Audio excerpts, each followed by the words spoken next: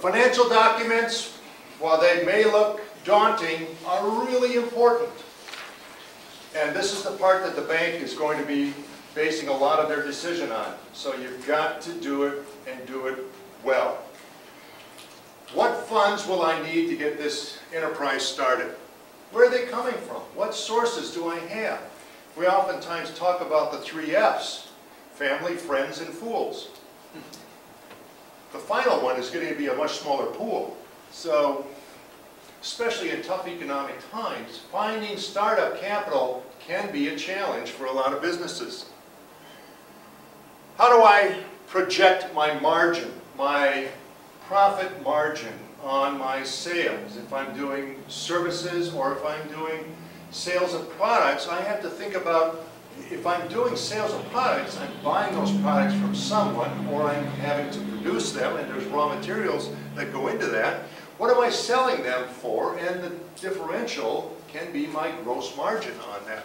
I need to understand what my margin looks like so that I can better understand how many of those things I have to sell in order to pay my expenses. What is my sales forecast? And a banker is going to be looking for a monthly sales forecast. Why? Because monthly helps me anticipate volatility.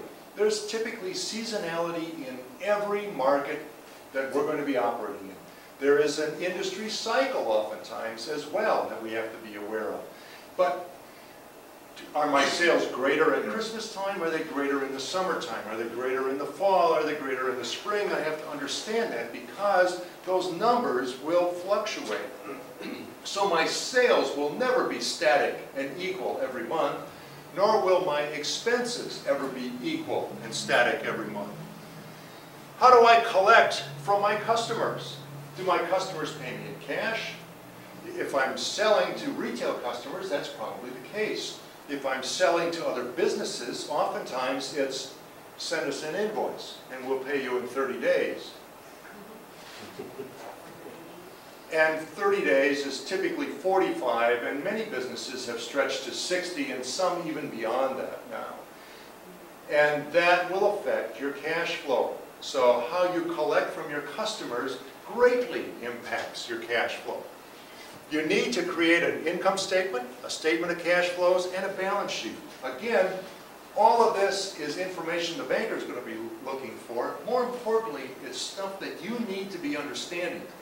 And that's where we can provide assistance in helping you interpret those things and develop those things. Other things, ratio analysis. What's my quick ratio? What's my current ratio? What's my ratio of liabilities to assets? What's my inventory turnover ratio? All of these things are drivers for a business, and we look at that and say, my head is spinning right now. What am I going to do with all this stuff? But this is so important, and it helps you understand how your business is operating. These are early indicators. Break-even analysis. We can calculate it in units, or we can calculate it in dollars. For most businesses, it makes more sense to calculate it in dollars because we're oftentimes selling different products and services, and we can't calculate it in units because units have different prices and structures. Again, RMA comparisons. Robert Morris and Associates provides comparisons. Bankers have that information. We have access through the university to a database called FinTel, which gives us exactly the same stuff. So if you're reluctant to talk to the banker, you can talk to me and we can do the search and get you the information on comparisons to industry norms and let you know what the norm is. Now we know the norm is the midpoint.